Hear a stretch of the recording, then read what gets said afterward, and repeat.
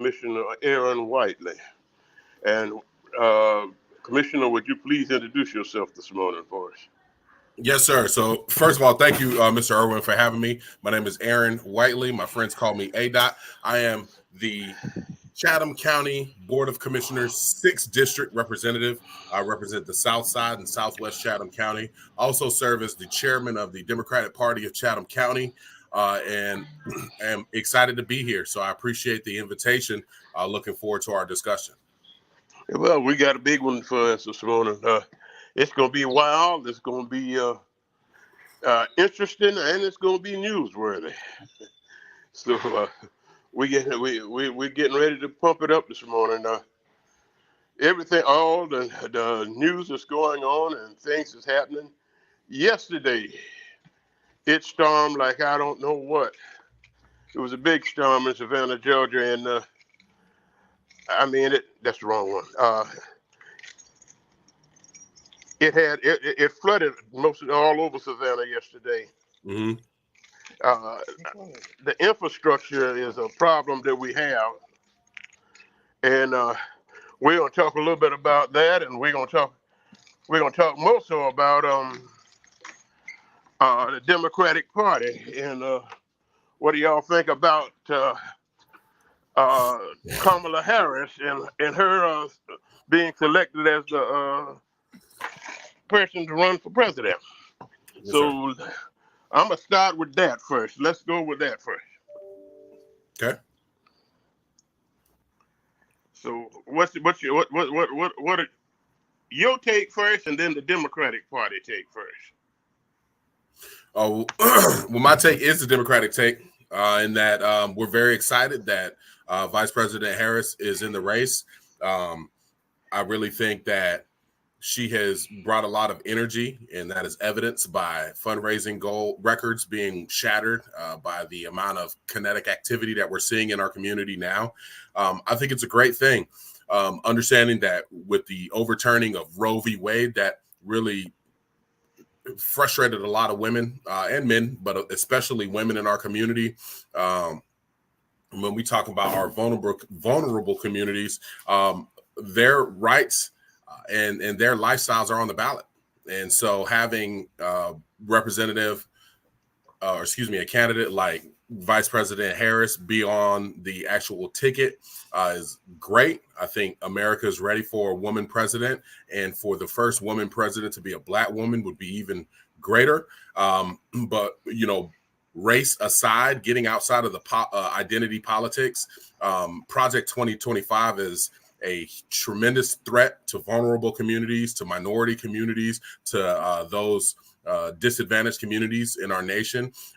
And with that being the case, we cannot allow, by any means, Donald Trump and J.D. Vance to be elected and for them to advance that agenda, which ultimately is hitting the rewind button on human rights, on civil rights in America, on diversity, equity, and inclusion in America. So I think we have the right candidate in Vice President Kamala Harris. I'm excited to stand with her, honored to stand with her. I have had the opportunity to speak with her in person and understand what she's about. And I'm looking forward to these next 100 days. Well, I'm glad to know that. All right, You're gonna have a back feed for just a second. Let me get out of here with this back feed. All right, I think I got rid of it then. Well, do you think that with having Vice President Harris on the ticket, do you think it will spark and ignite the younger vote? Yeah, I think so. I mean, when we look at the options that we had in President Donald Trump and President Joe Biden, first of all, I want to just show my admiration for President Joe Biden and showing a tremendous level of humility and selfless service by stepping down. And we appreciate him for that. But with that, having him and Donald Trump on the ballot, it was pretty much the same options that America has had so many presidential elections, which is two stale pale males.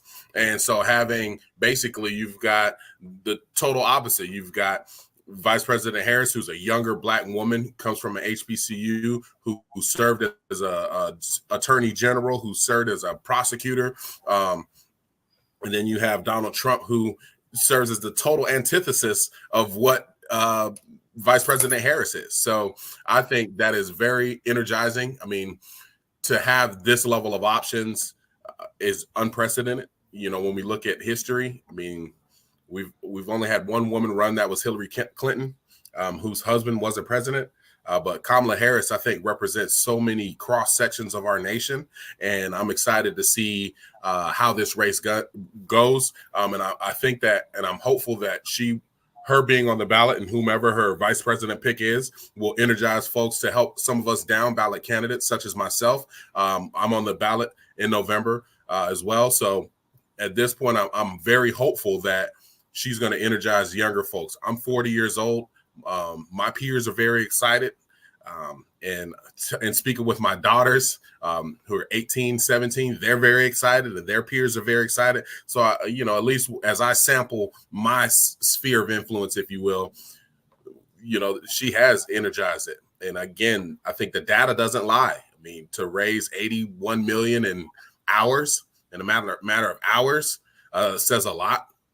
The fact that all of the major entities, AFL-CIO, major organizations have endorsed her already. She has already, unofficially gathered all the delegates needed to support her as being the nominee. I think the energy is there, and I think this is exactly what the Democratic Party needed to get things really rolling for this election cycle, because, we've had a lot of rain, and that rain is, I just like to think that rain washed away the voter apathy. Well, locally, how do you think locally that it will pull the Democratic Party together locally also? You know what? I tell you what, I'd like to dig back into that. Let's take a short break, and when we come back, I'll gladly answer that question, Mr. Irwin. All right, with you. Need your garments cleaned with care and with a professional touch? Then bring them to One Price Cleaners in Garden City at the Old Farmers Market on Highway 80. Service you can count on.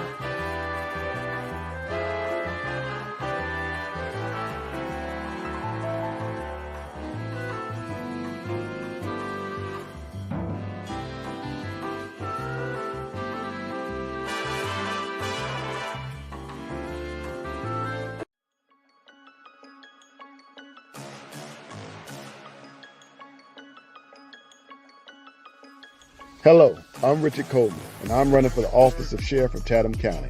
And when I'm elected, I promise to inspect what I expect. Chatham County, it's time for a change, and that change is me, Richard Coleman.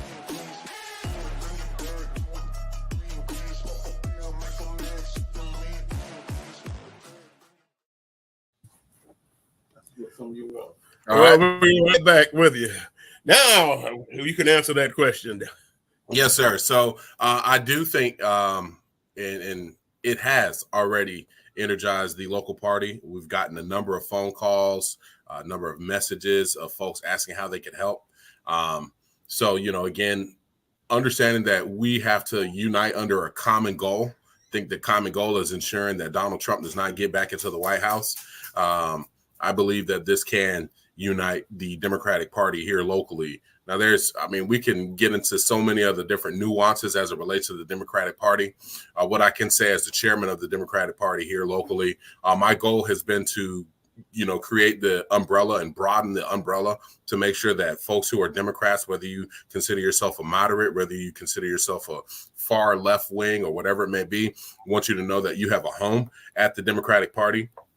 We can debate all the how we get to the goal in our subcommittee meetings, but ultimately we've got to work together. We have to put our pride aside. We have to put our personal agendas aside to make sure that we do not allow these J.D. Vance and Donald Trump to get into the White House, because what that does is opens the door for Project 2025. And I've read some of Project 2025. And again, if you think life is bad now, especially for our vulnerable communities, you haven't read Project 2025. So I like to think that it will unite us locally, and everybody's welcome. As I've said before, I'll say it here publicly.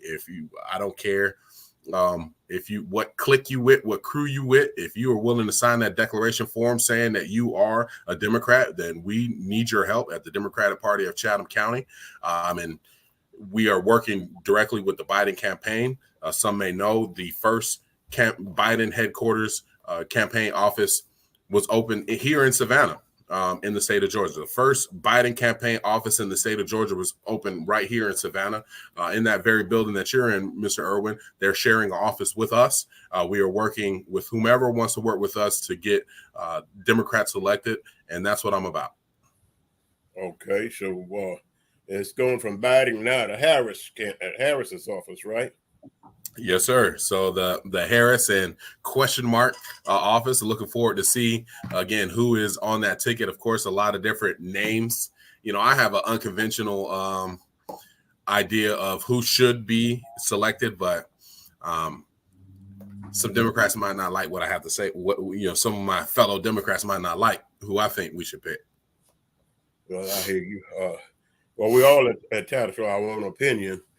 Yeah. But tell me, what do you know about Vance? I don't know too much. I know that JD Vance he's young, I believe, congressman, if not senator. I know that at one point there's video and footage of him saying he's a never Trumper, and then I guess when the kitchen got hot enough, he became a Trumper. And the kitchen got hot enough to bake his skin orange. Excuse me. So now he is a Trumper. I know that he doesn't have much experience when it comes to coalition building in government, that is. So I think that that's really going to hurt him, especially if there's a debate. I'd love to hear what he has to say about foreign policy. I doubt that he has any true understanding of it. But I don't know too much more about him except that he is co-signing Project 25. He has gone on record in saying a lot of things, such as women should stay in abusive relationships and so on and so forth. And it seems like he is willing to continue to peddle the chauvinistic rhetoric that Project 2025 is breeding. And we don't need somebody like him as the second in line to leadership in our nation. Right. I agree with you on that. Until his selection, I never heard of it. That part. And so, again, I think the Republicans are going to have an uphill battle trying to win some key states. But again, a lot of that's going to be contingent upon who Vice President Harris chooses as her running mate. So we've got a lot to wait and see. I jokingly say, here we are in this soap opera we call our life in America. And I'm ready for the next episode because, again, I want to know who's running with Vice President Harris. And, again, the wheels are already turning. The fundraising wheels are already turning, so we're excited. Okay. Well, I was reading just before we got on the air an article. Joe Manchin said that the Democratic Party is nothing like it was when he grew up. And I want to know what was it? Do you see the difference in the change? Do you see the change in the Democratic Party? Well, so let me. I don't think I'm necessarily qualified to answer that from his perspective, right? Because he's a lot older than me, so he's seen the party when I wasn't even thinking about politics, But when I do think about how the party was, if we go back to Clinton to where it is now, I think the party is a lot different. And with that, I think there's a lot more inclusivity in the party. I think that there is a lot more focus on, our marginalized members of the party. And to some, they don't like that. Going to speaking on Joe Manchin, that's who personally I think should be considered to some degree as a vice presidential candidate. And the reason I say that, as an independent, it would shock the world, but it would be able to unite moderate, a balanced ticket. Because one of the things we have to fight now is a narrative of the Democratic Party being far left. I don't think that we are that. There are members of our coalition who are like that, are far left, and everybody's entitled, like you said, to their own opinions. But to say that the Democratic Party isn't what it used to be, I mean, I think that's a fair assumption when we look at how the Democratic Party gained so many black members, for example. The Democratic Party was not the party of freedom and equality back in the day. So, yeah, he's right. Now the Democratic. Well, Clyburn says that he sees the change in it, and the change is a good change. Yep. Time itself bring about changes. We can't stay the same all the time. Right. So, I think a lot of people want it to be the same. Excuse me. A lot of people want it to be the same, but it can't stay the same. We have to make the changes. Well, we talked about the vice president. Let's talk just a little bit, and let's see what time is it. At 17. Okay, let's talk just a little bit about the infrastructure and what's going on in the infrastructure in Chatham County. Mm-hmm. Yes, sir. So, I mean, there's so much to talk about. I mean, especially like you talked about earlier, the immense rain that we saw yesterday just highlighted a lot of the drainage issues that we have. A big chunk of the drainage challenges fall in the lap of the county. The county does have a county-wide drainage basin study taking place right now.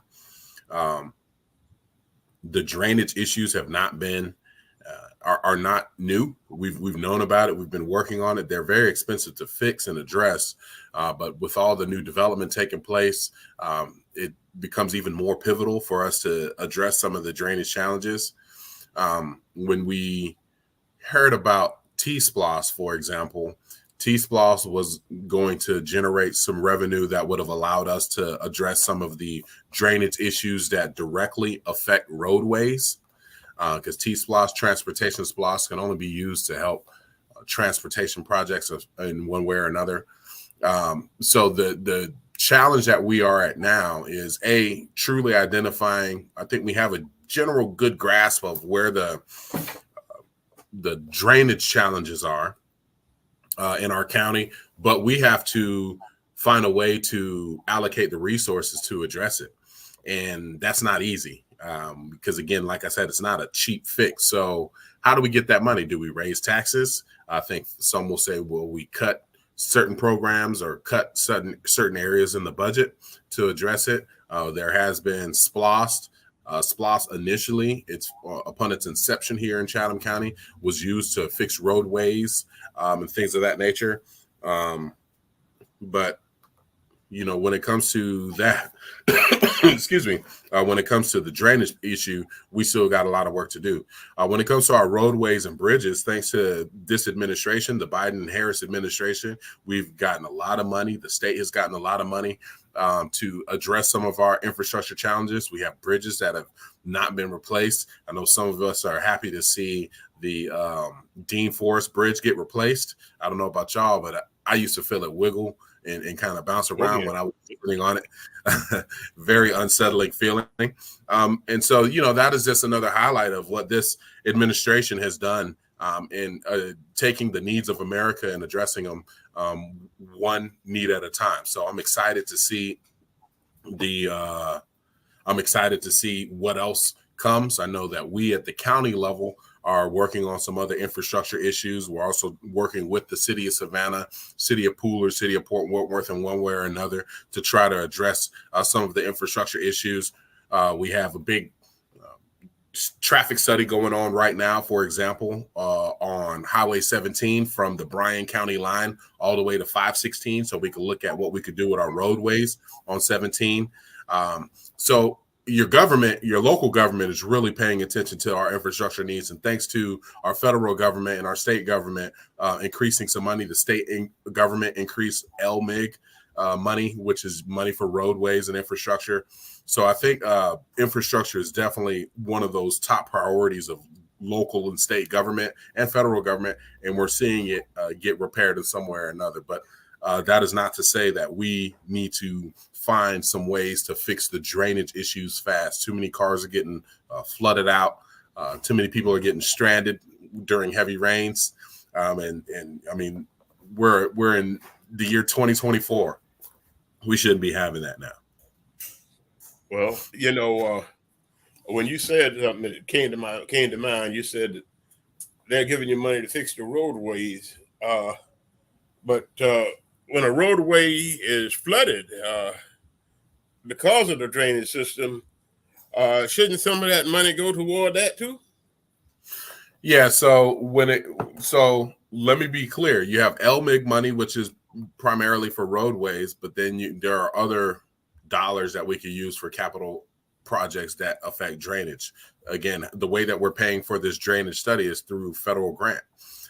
So you're absolutely right. The money has to be spent wisely. What we as local government have to do is make sure that the money that is allocated to us, whether it come from the state or from the feds, that we are meeting all the markers that they set in place for it to meet, right? So that being the case, yeah, let's say the feds give us $10 million for roadways.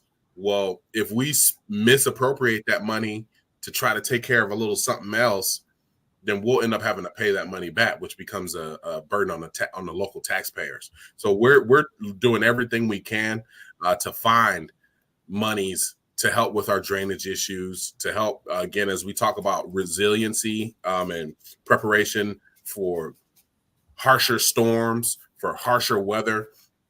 All of that is in the mix, and we're being as creative as we can to address that. One thing I will say, as it relates to the city of Savannah, some of those areas that are flooding that fall within the jurisdiction of the city of Savannah is going to fall under the city of Savannah to try to fix. That does not mean that we at the county are not willing to work with them in some way or another, to partner in some way or another, because the city of Savannah resident is a Chatham County resident, but they have to take the lead on that. So I can't speak to what they're doing as it relates to areas. I think of like Abercorn and Duran and stuff like that. I can't speak to what they're doing, but I do know that they have been discussing it to some degree or another. I don't know what the details are, though. Okay. At our last time we spoke, we talked about the youth programs, and how is that going? Yeah, I mean, youth programs in Chatham County are going well. I talked about, when you and I spoke, I was telling you about how proud I am of the Youth Court initiative. That was an initiative that I started my first year in office. We partnered with the Savannah Chatham County Public School System and the Mediation Center to create a court for youth by youth. The long-term goal is to get this program into juvenile court, so it now becomes a diversion program.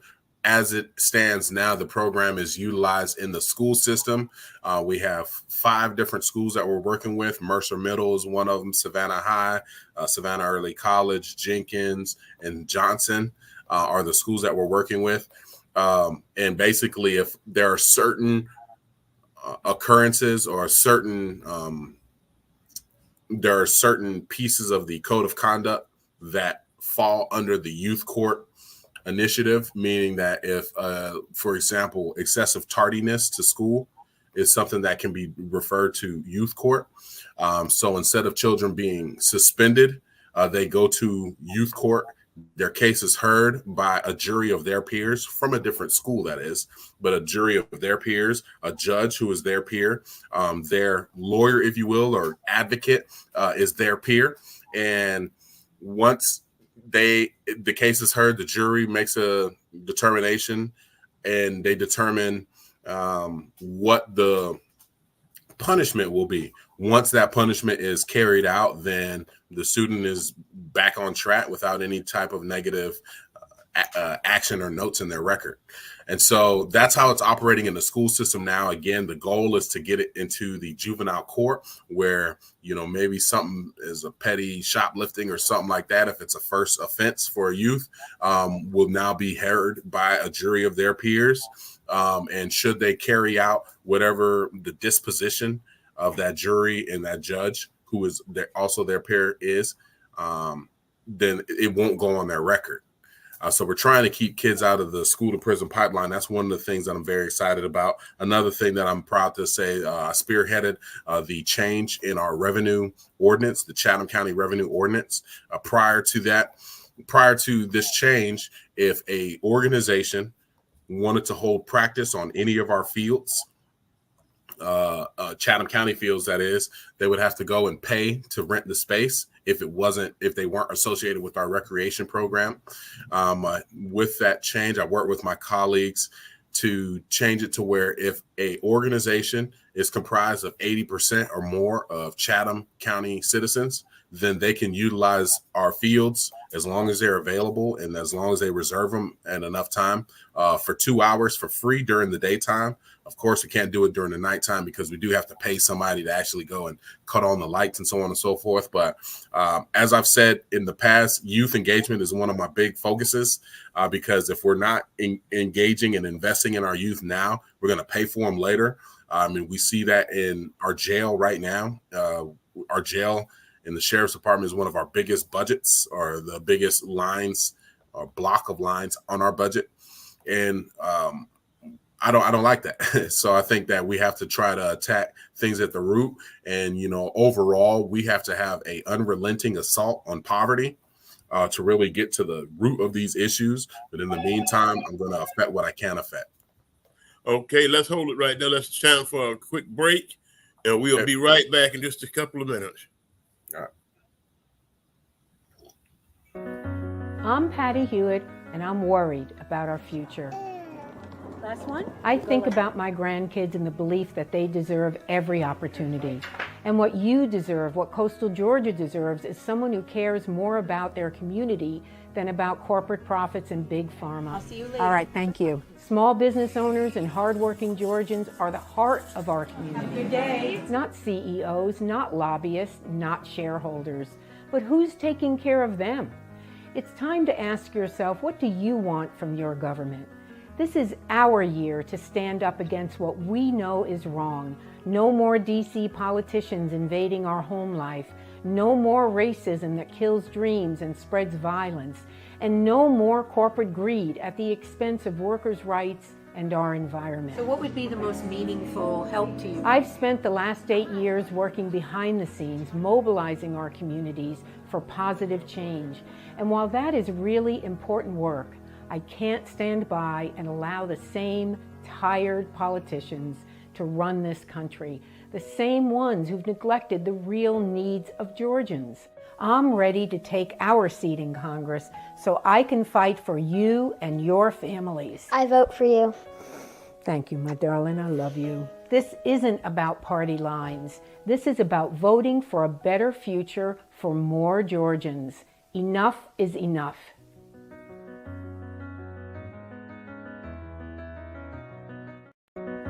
I'm Patty Hewitt, and I'm...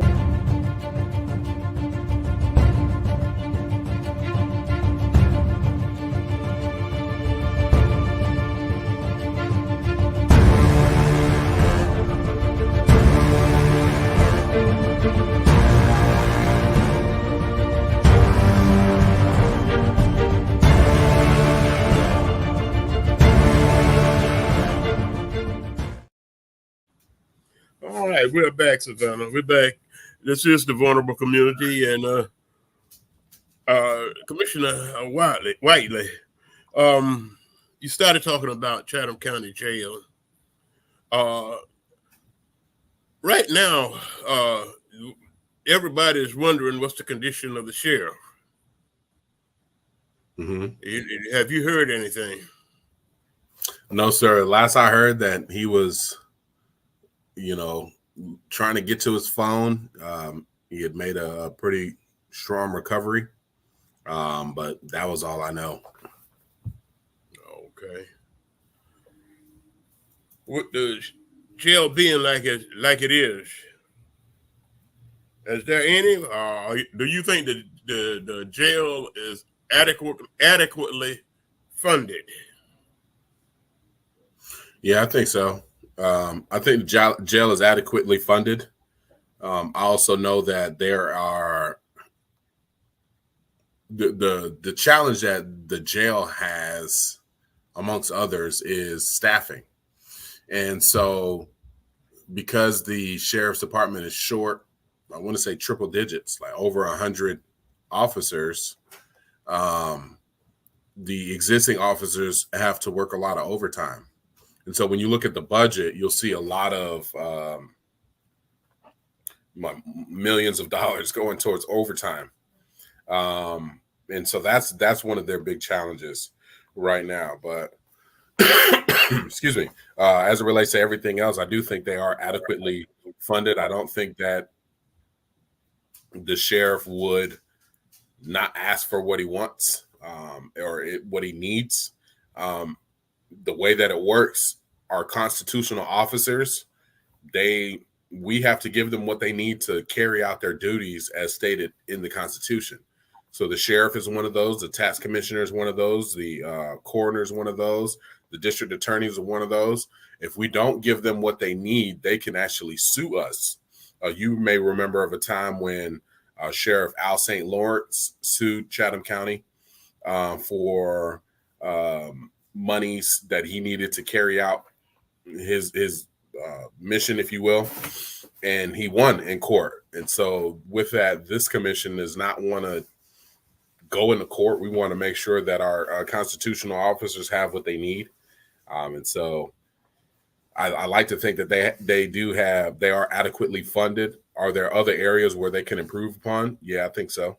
But at the same time, I'm not in law enforcement, so I try not to be too judgmental on that front, just because there are different nuances in that.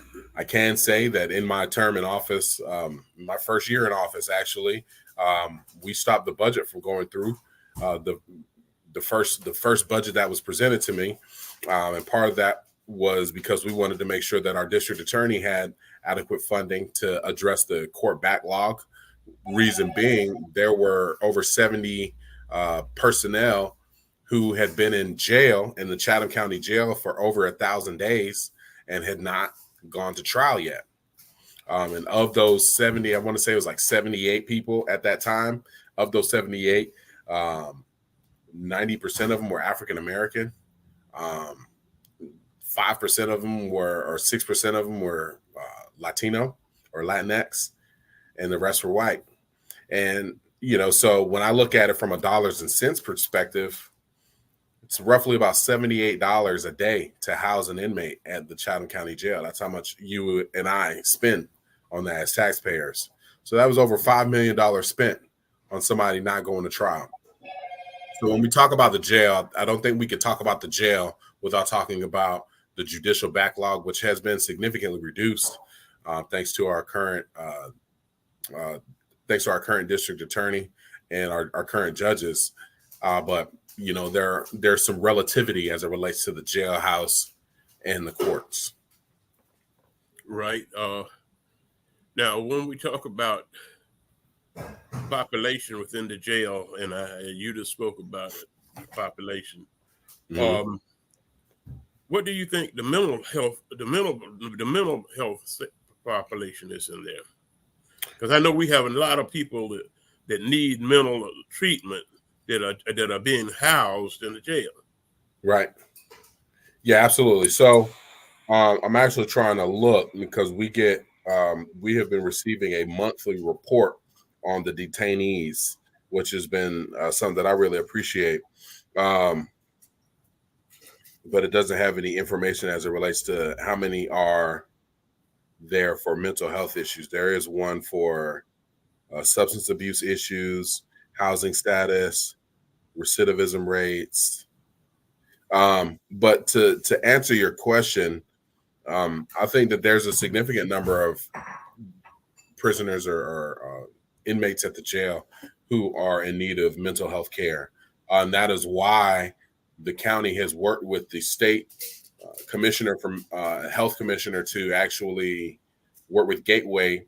So now the jail has more mental health care in it.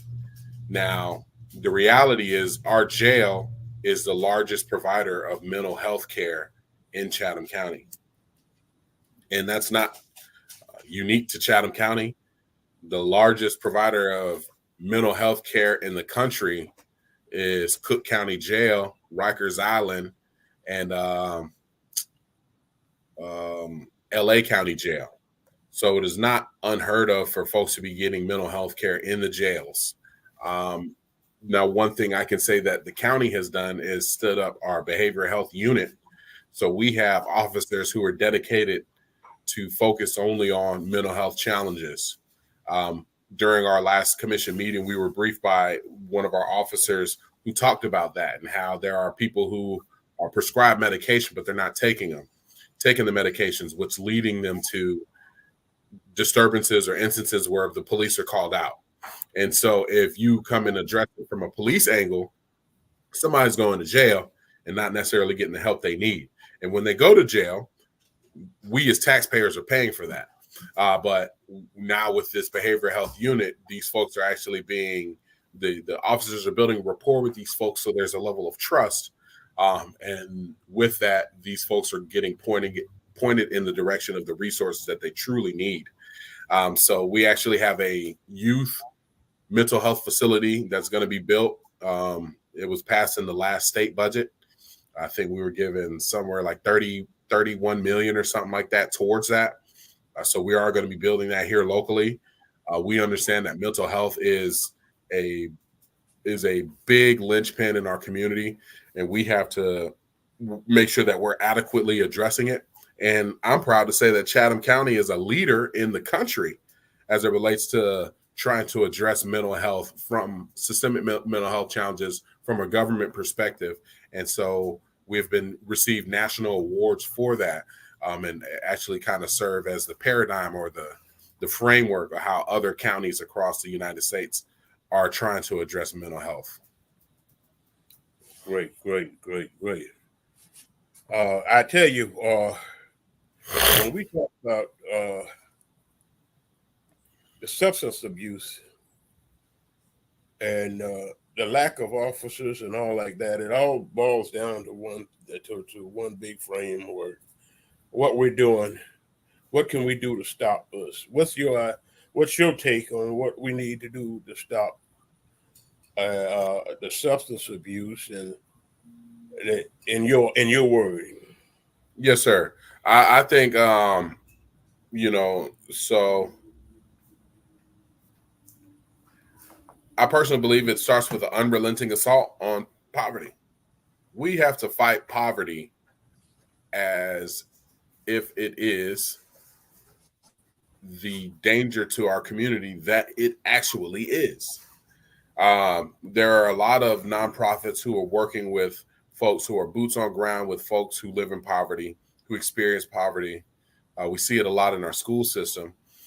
But until we get to the root of people being able to provide for themselves, until we get to the culture shift of making it okay to, for one to take care of themselves in one way or another, or for one to have a fair job, to have a working wage, we're going to continue to be in this issue.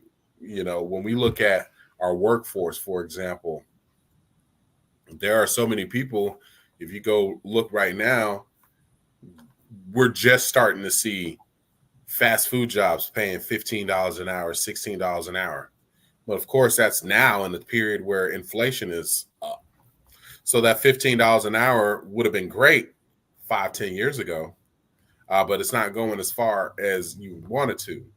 And so when, I come from a single parent household when I was growing up, my mom, my brother, myself, and my mom worked full time, but we still went without things.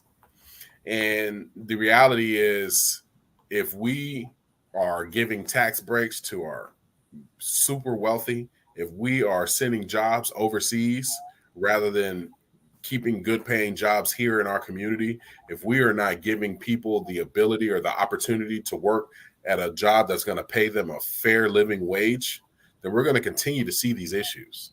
So I think that there has to be a relationship. There is a relationship between the business community and our community at large.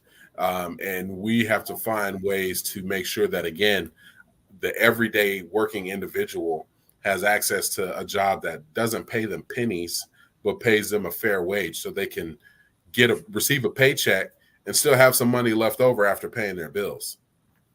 Right now, with the county, what's the county's minimum wage? Our minimum wage right now is $15. That's better than I thought. Yeah, I think it's 15. Yes, sir. 15 and maybe 12 though. I'm not positive. I know we upped it. Let me see. Yeah, I want to say it's $15 though, because we increased our minimum wage to make us more competitive in the workforce. Now with Hyundai coming and bringing that big plant here, and they drove the wages up in some of the industry, but they're still having problems getting workers. On the other hand, we have organizations that, like the one I'm a part of, Building Futures. We're here to take students, young people, young adults, and train them to get them into working positions in the workforce. We have been doing this for some time now, and we have been fortunate enough to graduate students from our program who are making a decent living. When I say a decent, I'm talking about six figures. Mm-hmm. And I think that's decent living for a person who has a skill.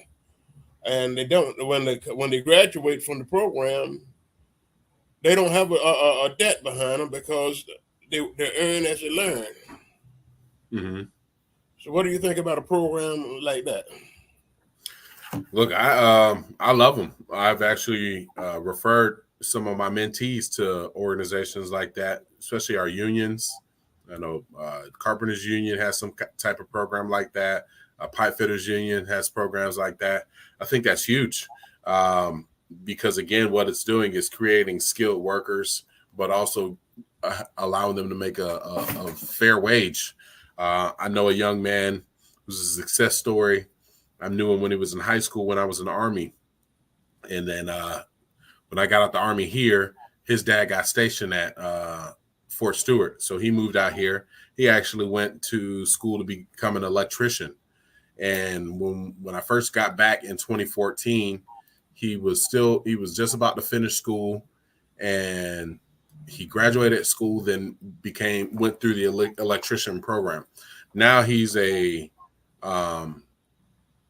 master electrician. He's gone through all the stuff. I think it's a journeyman. Yeah, he went from apprentice to a journeyman. Right. So he's a journeyman now, making very good money, doing very well for himself.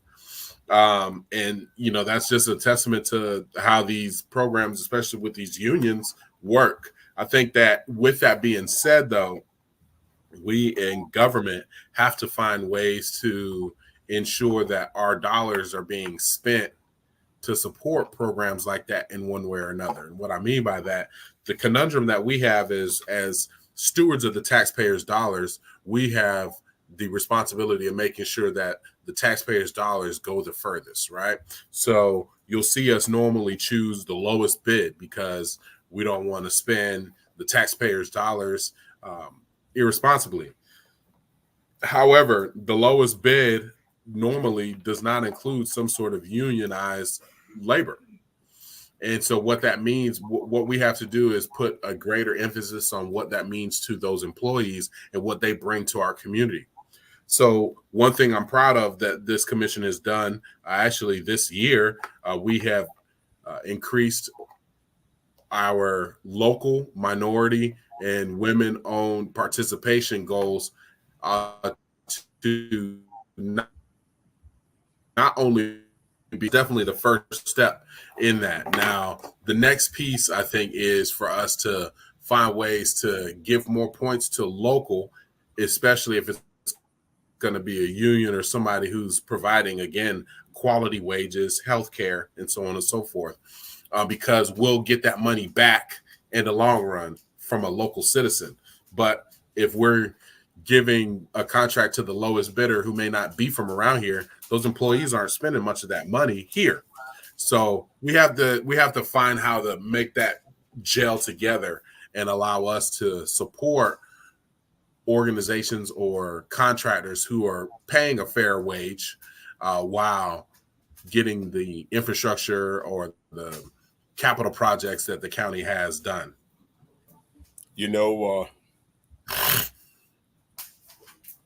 Like they say, the cheap is not always good, right? And a lot of times, you don't think about it when you're looking at the bid at the bid, but you have to think about this person coming from out of town coming in, who they're bringing with them.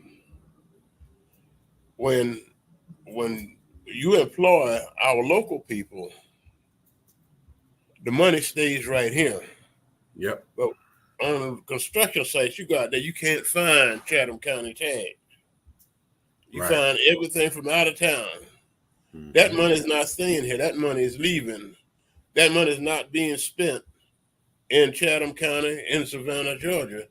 It's going back home to where they come from. Mm-hmm. And that's something that we need to take a look at in making the bids. I'm a strong union person. Yes, sir. And it's a thing you can't demand. I know y'all can't demand a person to say that they're going to hire union people, but you can ask for certification of your workers. Mm-hmm. And I think that would be a great help in making sure that you got local people working. Right. No, I agree 100% with that. We've got to find that way to make that work. And I think, some of the metrics that we could use is how much we're spending on the contract versus what we're collecting in sales tax for any given period of time. Because again, when people are making money, they're spending money. And so, no, I agree 100% with you. I want to make sure that we are keeping that money here. That was part of what was behind us changing or increasing the local minority and women-owned business participation, is to make sure that we're keeping Chatham County dollars right here in Chatham County to support our ecosystem. And so going back to our earlier discussion on unrelenting assault on poverty, that's one of the ways that government can play a role in that. Okay. We have been discussing several different issues today, and we've talked about the presidential election. We've talked about the infrastructure. We've talked about the jail. What about our local election that's coming up? Absolutely. Well, so the message I will give to anybody who's watching this, anybody who can hear me, don't stay home. We can't afford to stay home. Democracy is on the ballot. We have a lot of candidates here locally who need your support. I like to think that myself as a candidate is good in that everything I said I was going to do, I've done, and then some. And I look forward to continuing to serve. We need to hold our local elected officials accountable. I have always opened myself to be held accountable. When you look at everybody who's up and down the ballot, we've got a lot of good candidates, and we've got to support them. If we stay home, if we have this voter apathy because of the presidential race, what some may not understand is that those local races are going to have a more direct effect on you sooner than what the presidential race is going to have. So we cannot afford to stay home. Don't stay home. I'm going to ask you to support the Harris campaign and whomever she chooses as her vice president candidate, as well as myself and all the other Democrats down the ticket, because at this point, if we allow the radical right to get in office and try to push their Project 25 agenda, again, this is hitting the rewind button on America as it relates to civil rights. It's hitting the rewind button in America as it relates to the modern advances that we've made. So don't stay home. We've got a lot of good people on the ballot, and we need your support. Have you been contacted?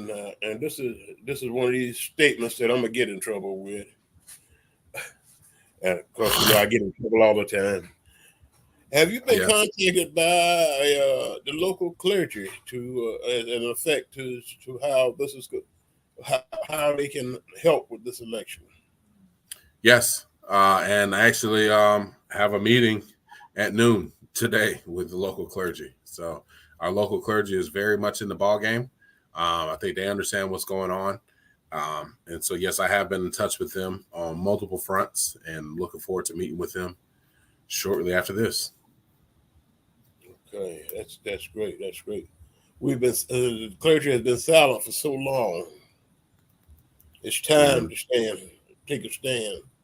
We're gonna take one quick break, and then we're gonna come back and wrap up. So yes, sir. we're gonna take this quick break and we come back and wrap right back up. All right.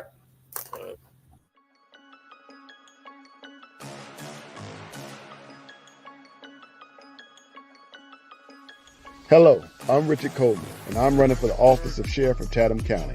And when I'm elected, I promise to inspect what I expect. Chatham County, it's time for a change, and that change is me, Richard Coleman.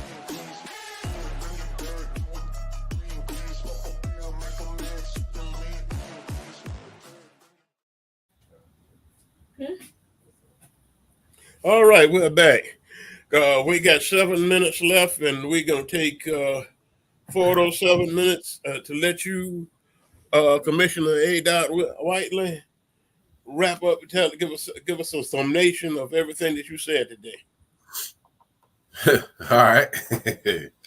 Well, first and foremost, we are excited to see Vice President Harris take on the role as nominee for the Democratic Party in this presidential election. And I hope that you will join me in supporting her and whoever her vice presidential candidate is going to be, because this election is too pivotal for our nation. This election holds democracy on the ballot. You may not like Kamala Harris. You may not like whoever she chooses, but I'm going to tell you, Donald Trump and J.D. Vance do not like you. And it's evidenced by Project 2025.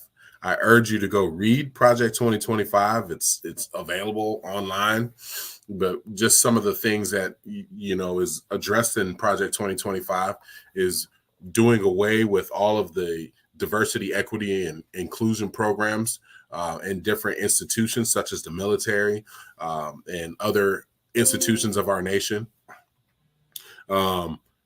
We've already seen the state of Florida and other states do away with diversity, equity, and inclusion, ultimately looking to erase African-American history and culture, ultimately looking to hurt those who don't fit their mold.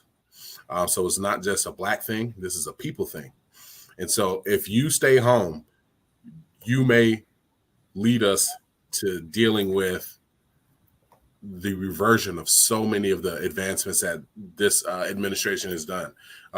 Never in history have we had this much direct investment in infrastructure for our nation. It's been, or at least it's been a very long time, but the Biden-Harris administration did that. Vice President Harris was part of that, and not one person does any of this alone. So I think they have the team around them to continue to move our nation forward, and we're looking forward to seeing them be victorious in November. Additionally, there are different candidates down the ballot, such as myself, who need your vote. If you live in the 6th district, I hope that you believe that I've served you with dignity and honor, as well as stood up for you in ways that I needed to stand up for you. And I urge you to go to my website, aaronwhiteley.com, AARON, the color white, LY.com, to find out some more under my platform on what I've been able to do as your 6th district commissioner. And as should I be reelected, I promise to continue to lead us, moving us forward and getting things done. Also want to speak to you as the chairman of the Democratic Party of Chatham County. If you consider yourself a Democrat, if you are willing to sign a document that says that you are a Democrat, we want to welcome you to membership in our party. We need your help. We need good people to team, lock arm in arm to make sure that this radical right-wing agenda is not carried out in our nation's capital. We need to team up and lock arm in arm to make sure that we are electing good people here locally, and also working to hold our local elected officials accountable, because none of us should be above that. None of us should feel that we're above being held accountable. So I urge you to get involved with the party, go knock on some doors, go drop off some literature, urge people to register to vote. Last thing I want to say that we didn't really touch on, but please check your voter status. There are direct efforts to remove people from the ballots for various reasons. Excuse me. And it is working.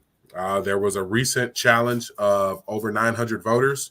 And of those 900 voters, I believe a little bit over 400 of those voters were removed from the rolls. So please go to my voter page or Google my voter page to check your election status to make sure that you are eligible to vote, because they are trying to swipe people off of the rolls right now. But with that, don't stay home. Everybody needs you, and let's get things going. Oh, what? Oh, hold on, man. You know I love to smoke. Hold on. What was the comment? It came and went away, but oh man, because I hope they said lies or something, because I got page numbers. I got page numbers. You go look at that project 2025. You know, I'm telling you that it says dismantle DEI movements in the Air Force, in the Army. They said that the Army was a test bed for wokeness. Oh, it's ugly, boy. But anyway, whoever that was, you know, my number's public. Happy to talk to you. My pull-up game is strong. I'm happy to talk to you in person too. Well, thank you, we're Mr. glad Owen. to have you. We've been blessed to have Commissioner A. Whiteley with us. Next week, it is going to be on, y'all. It is going to be on. We got two tremendous women coming on next week. We have Miss Fanika Miller out of Warner Robins, Georgia, and Amanda Hollowell. Both of them will be on here, and we're going to have a tremendous show next week. And we're getting ready to. I'm gonna put on my pads because they're gonna try to beat on me, but I'm gonna whoop on them this time. Yes, so y'all, we all look for y'all back next week, same time, 10 o'clock Tuesday morning, right here on Our Black Media Network. So, yes, sir. Keep watching and keep looking. We're here 24 hours. Watch us. See y'all next week. Goodbye now.